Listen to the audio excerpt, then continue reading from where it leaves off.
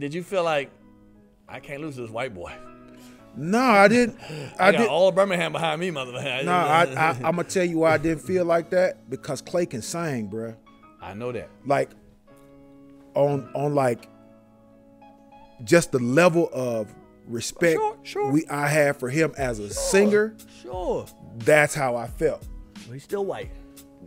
As were a lot of the contestants that were on the show with me. You know what I mean? But I know how we can get, man. Don't you lose that white boy now. But I think especially for Alabama, I think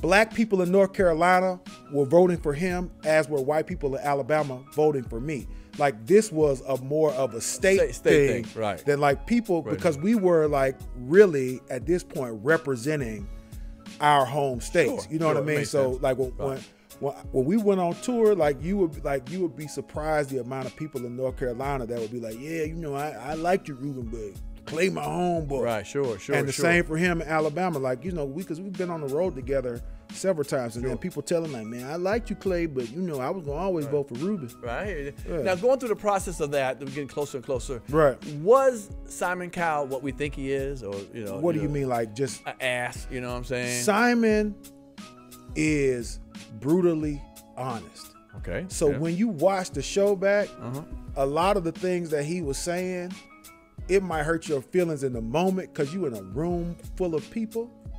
But when you watch it back, you be like, man, you know what? He was right. He was kind of right. Damn. And luckily, he never really said anything to me about my singing. He always would be like, well, that song was predictable. And I would be like, in my mind, like, yeah, it probably was predictable because I'm trying to stay. Right, sure. You know what I mean? Like, and you're going to sing in your range, too. So why would it be something different? What would you be doing? You ain't gonna sing on falsetto, really. Right. You know what I'm saying? You gotta stay in your range. What is your voice? What kind of voice? What do you? I'm a tenor. A tenor. Okay. Yeah. Okay. A tenor.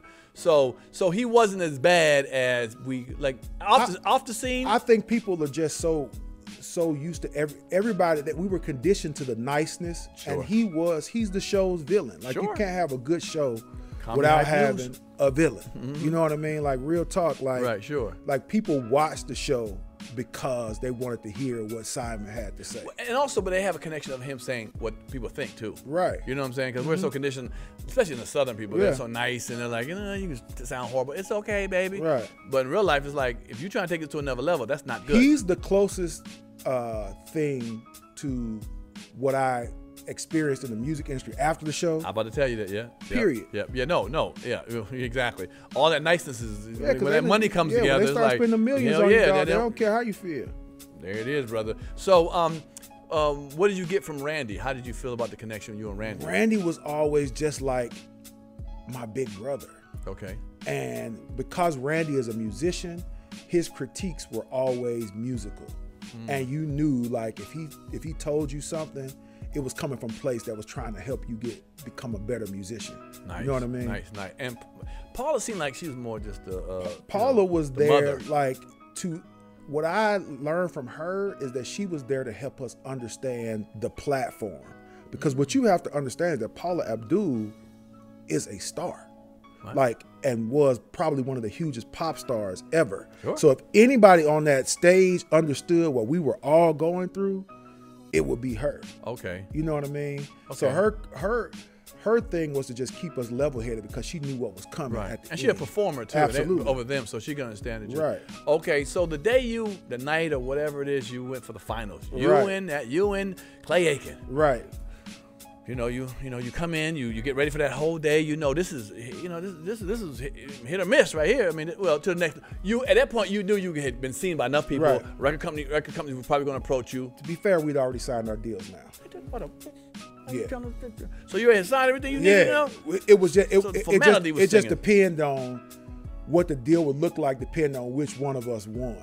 You feel what I'm saying? Okay. So and also, we were so tired, bruh, because when we made the top 3, we left the studio, we got on Rupert Murdoch's plane, and we flew to everybody's hometown. And we flew all around the country, right?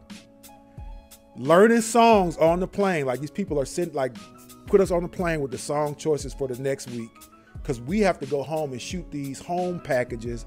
Like we're going to our high school, the city's doing the parades and all this stuff. Yes. So all this takes a couple days. Then we have to go back to Hollywood and get ready, because now they're like adding dance steps and stuff to the it's becoming a real production. A production, yes. You know what I mean? So we leave Tuesday, we home Wednesday, Thursday, Friday.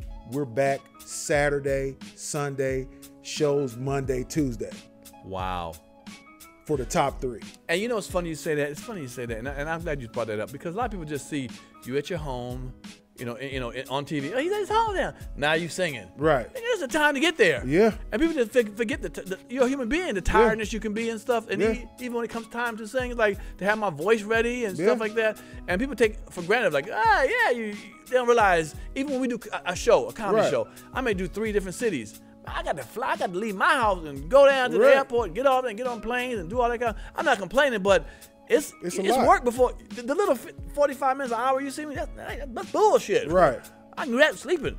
The getting there is that's why I tell promoters. Sometimes they'll do some stuff like this. They'll be like, "Look, man, I'm making some number. Let's say we'll give you $5,000 to come to do 20 minutes in Chicago. Say your price is $10,000. Right. I'm like, no, nigga, I don't want to do 20. I'll do an hour. It's the cost to get me there. Right. Damn the 20 minutes. Absolutely. You ain't gonna do it 5 minutes. I'm gonna give you $5,000, whatever it is. Like, no, nigga, I'm flying across country. My price is 10 stacks. Right. So I want the 10 stacks. You know, I'll give you extra. How about you give me 10 stacks for the 5 minutes? I'll throw in another 25 minutes. Right. How about that, for your price? Yeah, for your price, for my price. Go to manscaped.com, put in the discount code PANIC, bam, like you see, say PANIC right here, and get 20% off. And free shipping and handling. Come on now. You're getting the Performance 4.0 package, y'all.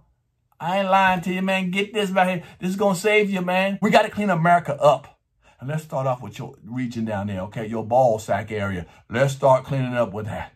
Holla at your boy. I'll see you around with you being clean. I don't need to see you clean, but I'm going to take your word. All right? Manscaped.com. Turn me up a little bit. Turn me up a little bit. If you like that clip, hit the subscribe button or the notification bell.